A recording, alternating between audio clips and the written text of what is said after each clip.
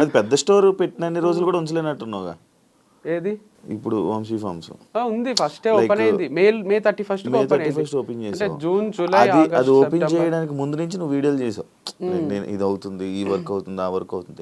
ఎన్ని నెలలు చేసావు మొత్తం? ఇది మార్చ్లో స్టార్ట్ చేసిన. March, April, May, June, July, August, September, October, November, December, 10 months. 10 monthsలో అంటే హాఫ్ ఆఫ్ మంత్స్ తయారు చేయడానికి అయింది, హాఫ్ మంత్స్ క్లోజ్ చేయడానికి అయింది. కానీ అది ఇంపాక్ట్ ఏమో 6 ఏళ్ళకి సరిపడా క్రియేట్ అయింది, ఇంకెక్కువనే అయింది. ఎందుకంటే ఎక్కడ పోయినా, మొన్న వేరే ప్లేసెస్కి పోతున్నా, ఎక్కడ ఏ ఊరికి పోయినా కూడా గుర్తుపట్టని వాళ్ళు లేరు. అది చర్చ అయిందిలేండి, వంశీ ఫార్మ్స్ కరెక్టా, వంశీ చేసేది కరెక్టా. మొన్న మా మామ వాళ్ళు కూడా అంటున్నారు, ఆడపిల్లతో చేస్తే ఏమైతుంది, అసలు ఎవరికి ఏం ప్రాబ్లం అని మా మామ అంటున్నారు. దాంట్లో తప్పేముంది, గర్ల్తో చేయరాదు అని ఇక్కడ రాజ్యాంగంలో రాసి ఉందా అసలు? ఎందుకు కాదు మరి ఆ అమ్మాయి ఎందుకు పగబట్టింది నీ మీద? దాని తర్వాత మళ్ళీ ఒక ఇంటర్వ్యూ కూడా పడినట్టుంది. ఎవరు ఇచ్చిండ్రు? ఇంకొక అమ్మాయి, ఏ అమ్మాయి? రిపోర్టర్, లైక్ ఆమె యాంకర్. పగేం పట్టలేదు ఇక, వాళ్ళకి ఏదో ఉంటది కదా, అంటే ఏదో ఒక వ్యూస్ కోసం. ఇష్యూ ఏం కాలేదు అసలు. అప్పుడు మనం మాట్లాడుకున్నదే, యాంకర్స్ ఎందుకు ఓవర్ ఎగ్జైట్ అవుతున్నారు, వంశీ ఇట్లా తిరుగుతాడా, వంశీ ఇట్లనా అట్లనా అని ఎందుకు అంటున్నారు, వాళ్ళకి ఏమైనా చూసిండ్రా మన దగ్గర నుంచి? ఒకరు చెప్తే నమ్మేస్తారా అని అట్లా అనేసరికి వాళ్ళకు మమ్మల్ని కూడా ఏదో అంటున్నారు అని వాళ్ళు ఇక మళ్ళీ ఇంటర్వ్యూలు చేసుకున్నారు అంతే. అర్పిత అనేది తీసుకుని రావడం జరిగింది రీసెంట్గా. ఆమె నేను అడిగా, లైక్ నేను పర్సనల్గా కూడా అడిగాను, ఆఫ్ కెమెరా అడిగా, ఆన్ కెమెరాలో కూడా అడిగాను. సేమ్ ఆన్సర్, యా కరెక్ట్గా ఉంటాడు వంశీ, ఇది అది అని కరెక్ట్గా అని చెప్పింది. బట్ ఆమె ఇంకా ఎక్స్ప్లెనేషన్ కరెక్ట్గా ఇవ్వలేకపోయిందేమో, బట్ అంత కరెక్ట్గా చెప్తుంది, అంత బాగానే ఉండే మా మధ్యలో. అసలు ఏ డిస్ప్యూట్ ఏం రాలేదు. నేను ఒకరోజు డబ్బులు లేక చెప్పిన, ఇది కూడా అదే, డబ్బులు లేవు అర్పిత, నీకు ఇయ్యలేను, ఆపేద్దాం వీడియోస్ అని ఇద్దరికి చెప్పిన, శ్రవంతికి, అర్పితకు. అర్పిత సరే అన్నది, శ్రవంతి సరే లేట్గా ఇచ్చినా సరే నాకు కొంచెము టైం తీసుకొని ఇవ్వండి అన్నది. అందుకు ఇంకొన్ని వీడియోస్ చేయగలిగిన, టైం తీసుకొని ఇస్తాము అని ఉద్దర పెట్టిన తన దగ్గర. వంశీ పర్సనల్ లైఫ్లో చేసిన తప్పు ప్రొఫెషనల్ లైఫ్లో కూడా చేశాడు అని అంటే యాక్సెప్ట్ చేస్తావు? అంటే to some extent maybe it's true from others point of view. But నేనైతే every day in day out పని తప్ప వేరే ధ్యాస లేకుండే నాకు. పని చేస్తూనే ఉన్నా, మీరు అబ్జర్వ్ చేస్తే కూడా ఒక్కరోజు కూడా వీడియో రాకుండా లేదు. అంత ఈజీ కాదు కంటెంట్ క్రియేట్ చేయడం. సో పర్సనల్ లైఫ్ లో కూడా నేను ఏ తప్పు చేయలేదు, స్ట్రాంగ్ గా నేను నమ్ముతాను, నాకు చుట్టూ ఉన్న వాళ్ళకి కూడా తెలుసు.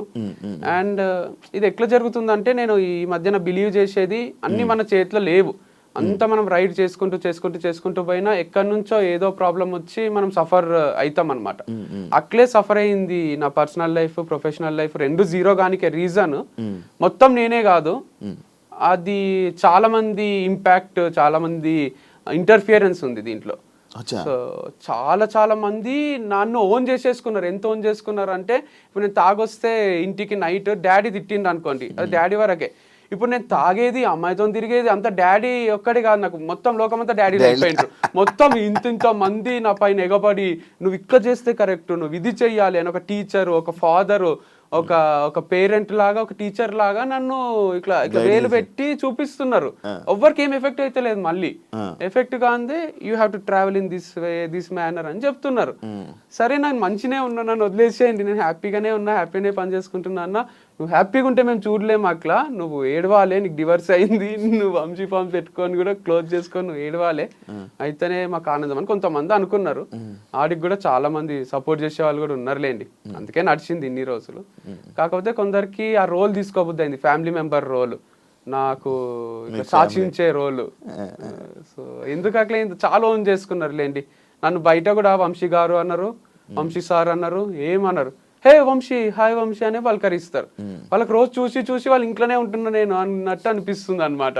వేరే వాళ్ళు షాక్ అవుతారు, మా ఫ్రెండ్స్, నీ ఫ్రెండారా ఆయన, ఏంది వంశీ హాయ్ అంటాడు అంటే, అంతే అందరు అట్లే పలకరిస్తారు ఫామ్కి వచ్చిన వాళ్ళు కూడా.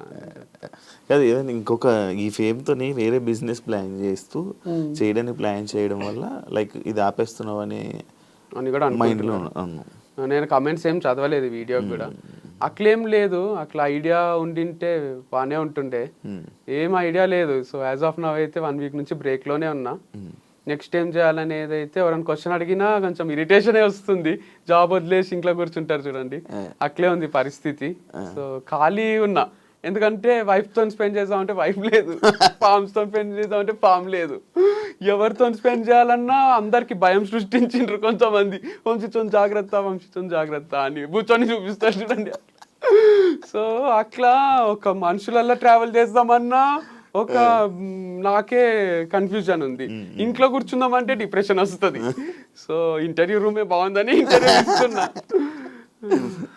అందరినీ మోటివేట్ చేసే మీరు ఈ విషయంలో లైక్ ఇప్పుడు ఏదైతే మీ లైఫ్లో జరుగుతుందో అందులో ఫెయిల్యూర్ అయ్యారు, దీన్ని మీరు ఏం చెప్పాలనుకుంటున్నారు? దీంట్లో గ్రేట్ లైఫ్ లెసన్ ఉంది. నాకే కాదు, నా గురించి మాట్లాడిన వాళ్ళకి అందరిది ఒక చాప్టర్ లాగా తీసుకుంటే ఇంతకన్నా మోటివేషన్ ఒకటి ఉండదు. అంటే చెప్పాల్సిన అవసరం లేని మోటివేషన్. ఒక పర్సన్ హైలో స్టార్ట్ అయ్యిండు, మ్యారేజ్ వీడియోస్, మ్యారేజ్ అవి ఫుల్ వ్యూస్ వస్తుండే, మా ఫోటోలకు ఫుల్ లైక్స్ వస్తుండే. తర్వాత డివర్స్ అయినాక నువ్వు వేస్ట్ కానీ అది ఇది హీరోలా చూసిన వాళ్ళే జీరోలా చూసిండ్రు. మళ్ళీ ప్రొఫెషనల్గా కూడా అందరు హీరోలా చూసిండ్రు, లాస్ట్కి జీరోలా చూసిండ్రు. నేను ప్రొఫెషనల్గా జీరో అయితే సెలబ్రేట్ చేసుకుందాం అనుకునే వాళ్ళు కూడా బాధపడ్డారు. మీరు కమెంట్స్లో నాకు మా అన్న ఒకటి రెండు చెప్పిండు, నన్ను బాగా నెగిటివ్ చేసి నన్ను వీడు నాశనం అయిపోవాలి, వీడు అమ్మాయిలతో తిరుగుతుండు అది ఇది అనుకున్న వాళ్ళు కూడా అరే మా వల్లనే ఏమన్నా క్లోజ్ అయిందా అని బాధపడుతున్నారు. అంటే దీంట్లో ఏముందంటే లెసన్, ఒక ఎంపైర్ కూలిపోవాలంటే వాళ్ళే తప్పు చేయాల్సిన అవసరం లేదు, చుట్టూన్న వాళ్ళ తప్పుల వల్ల కూడా దాన్ని కూల్చేయచ్చు. వెన్నుపోటు అంటారు కదా, సో ఇది ఒక పెద్ద వెన్నుపోటు లాంటిది. ఇది నన్ను నేను ఊరేసుకొని చచ్చిపోలే, నేను వెనుక నుంచి వచ్చి కుచ్చి చంపినట్టు ఇది. సో నన్ను ఏం చేయలేక నా ఫార్మ్స్ ని చేసేసిండ్రు అని, అది కూడా హార్ట్ బ్రేకే. అంటే చాలా చాలా సెన్సిటివే ఇది, ఎందుకంటే లక్షల అప్పు ఉంది, అంటే చాలా అప్పు ఉంది. వాళ్ళందరూ అడుగుతున్నారు, వాళ్ళకి ఏం చెప్పాలో అర్థం కాదు, టైం తీసుకుంటున్నా. అండ్ దాంతోపాటు నెక్స్ట్ ఇన్కమ్ సోర్స్ ఏది లేదు నాకు, అందుకే ఇంత బాధపడుతున్నారేమో పేరెంట్స్ కూడా. అండ్ నా ప్లేస్లు ఉంటే వేరే వాళ్ళు సూసైడ్ చేసుకునే ఛాన్సెస్ ఎక్కువనే ఉండే. నేను బయటికి నవ్వుతున్నా కానీ చాలా సఫకేటింగే ఉంది. నేను ఎట్లా ఓవర్కమ్ చేసి బతకాలి కాబట్టి, ఇంకా ఫ్యూచర్ ఉంటది కాబట్టి, ఆ పాట ఉంటది కదా, కేర్ ఆఫ్ కంచెరపాలెంలో, రేపే టౌన్ చూడాలంటే నీవునికి ఉండాలి గాని. సో రేపేం అవుతుందో చూడాలంటే మనం ఉండాలి కదా. అందుకు గుండె ధైర్యం ఒక్కటి ఉంది, ఇంకేం లేదు నా దగ్గర. అసలు ఆస్తులు కూడా లేవు. ఆస్తులు అని ఉంటే ఒక 2 ఎకరాలు అమ్మేసి అందరికి తీర్చేస్తుంటాయి అని, ₹1 ఆస్తి లేదు, అప్పులు తప్ప ఏం లేవు. దాంతోపాటు నెగటివిటీ కూడా ఉంది. అవును, మరి ఈ నెగటివిటీతో మళ్ళీ వేరే బిజినెస్ చేయలేదు కదా, ఒకవేళ ఇది చేసినా కూడా మళ్ళీ అదే నెగటివిటీ స్టార్ట్. అంటే కంప్లీట్ లేదు కదా, 100 లేదు, 50-50 ఉంది. 50 మెంబర్స్ వంశీ హైలైట్ అంటారు, 50 మెంబర్స్ వంశీ వేస్ట్ గాడు అంటారు. సేమ్ బిగ్ బాస్ లా దాంట్లో ఉంటది చూడండి, కొంచెం అట్లుంది.